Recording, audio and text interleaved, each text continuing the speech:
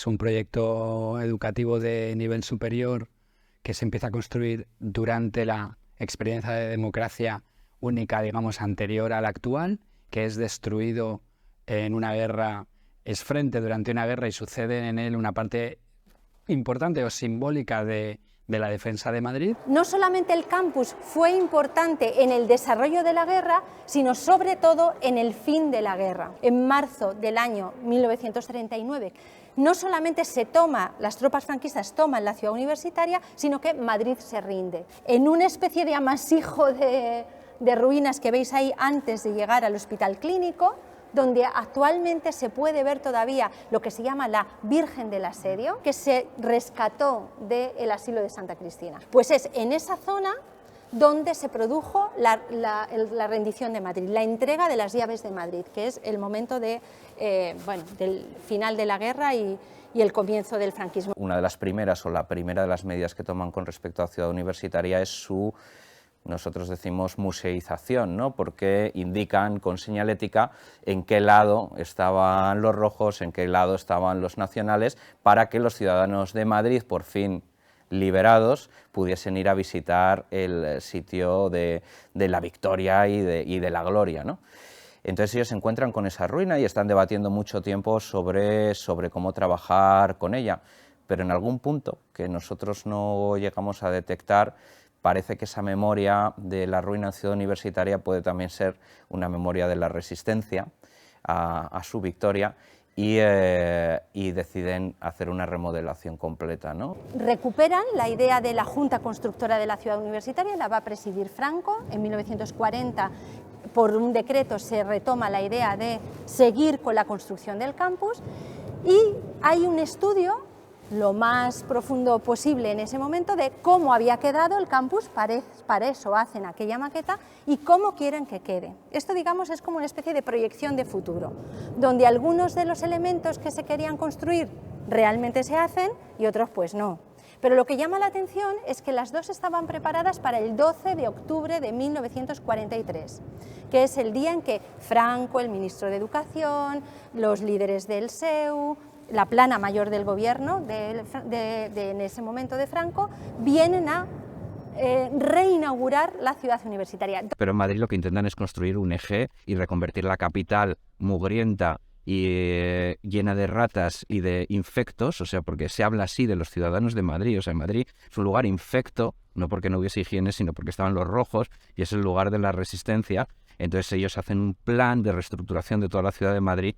Una gran avenida que unía el Palacio Real con el Valle de los Caídos y se iba trufando de edificios del régimen. Entonces el Arco de la Victoria, igual que toda la operación de Moncloa, que es una de las primeras que se termina, pertenecían a ese eje de la reestructuración imperial de Madrid. Y para ello, como dice el decano de mi facultad en esa época, decía que para una nueva política necesitamos una nueva arquitectura. Provoca un montón de imaginación de un régimen que, sin embargo, después también pasa un tiempo largo en el que se va descomponiendo ese programa iconográfico en términos de su sentido fundamental y hay un tiempo también de olvido y ahora una recuperación de un recuerdo y una memoria, y es cuando aparecen un montón de símbolos y de objetos y de iconotopos que necesitan ser reinterpretados por una cultura ciudadana como ahora, pero que hacen que la Complutense esté absolutamente llena,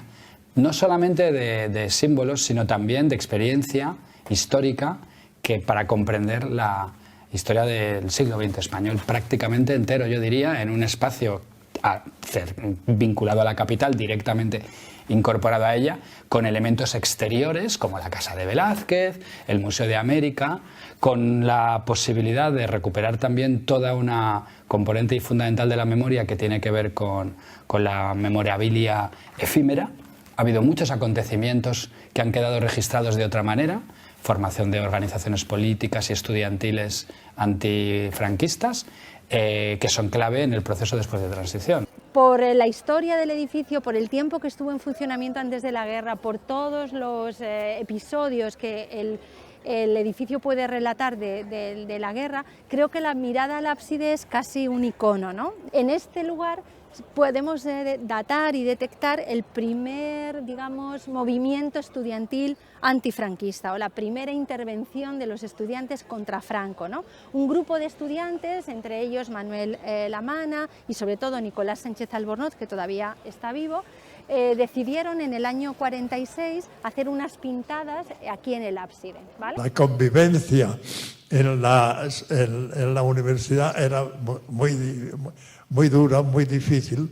Una universidad en la que había sido depurada, había salido una gran cantidad de sus profesores al exilio y que las cátedras los ocuparon unos individuos en unas oposiciones con uniforme con camisa azul y uniforme y correas, y a veces se dice también con una pistola en la mano. Evidentemente la calidad científica de estos personajes que asaltaron la universidad el año 39 y 40 y eso, era muy baja.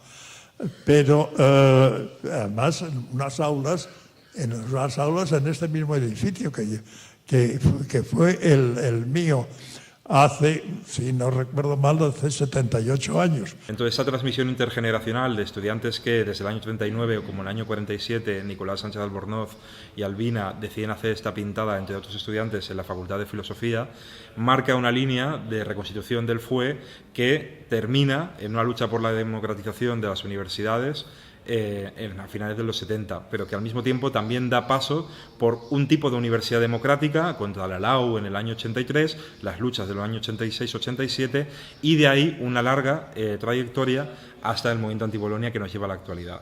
Hacer este recorrido del movimiento estudiantil como una cultura cívica, democrática, nos sirve para entender nuestro pasado dentro del siglo XX, como para entender cuáles son los repertorios, cuáles son las transmisiones ciudadanas que se producen de una generación a otra y sobre todo poner en valor una cosa que parece como que ha estado ya en el relato democrático en segundo lugar. Y es que las luchas estudiantiles contra una reforma o pidiendo una democratización o pidiendo más libertades civiles o pidiendo cuestiones de política universitaria son luchas ciudadanas. Son planteamientos ciudadanos que sirven para ensanchar la concepción de democracia que tenemos en nuestro sistema democrático de 1978, que no solamente es la letra de la ley, sino también el espíritu de la ley. El Johnny es un referente autogestionario, es un referente cultural y político de la dictadura y de la democracia. Su contribución a la consecución de las libertades en este país fue básica y fundamental, porque aquí en el San Juan Evangelista pues tenían presencia buena parte, si no todas las organizaciones estudiantiles que había en los años 60, 70 y en adelante en la universidad. Este era un centro de debate político, clandestino, por supuesto, durante la dictadura, era un centro de agitación y de aquí salían buena parte de los panfletos y carteles que al día siguiente poblaban las facultades cuando la Junta Democrática convocaba una jornada de protesta o cuando cualquier partido o plataforma pues convocaban a los estudiantes a movilizarse por la democracia. Aquí nos han tocado unos deberes que obviamente heredados de la historia reciente del país en el que nos ha tocado vivir, por casualidad.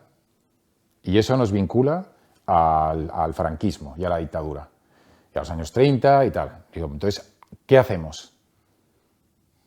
¿Los afrontamos o no? Y los afrontamos en la corriente durante el siglo XX de formar un cuerpo de derechos humanos, de leyes internacionales, de investigaciones. ¿Nos sumamos a eso o no? Esta herencia de una de las dictaduras más largas y violentas de Occidente sigue pesando sobre el pluralismo ideológico y los valores democráticos en muchos espacios relevantes de la reproducción cultural, como los propios sistemas educativos y en la gestión del patrimonio, herramientas fundamentales de cualquier política de memoria.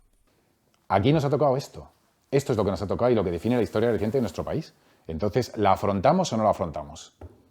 Esos son los deberes que nos han tocado. Entonces, si nos vinculamos a esa corriente de derechos humanos, nos tocan estas tareas. Pero estas tareas respecto a las familias, a las agrupaciones, respecto a la sociedad española también. Y entonces, ¿son debates controvertidos? Sí, obviamente son debates controvertidos. Pero ¿cuál es el problema?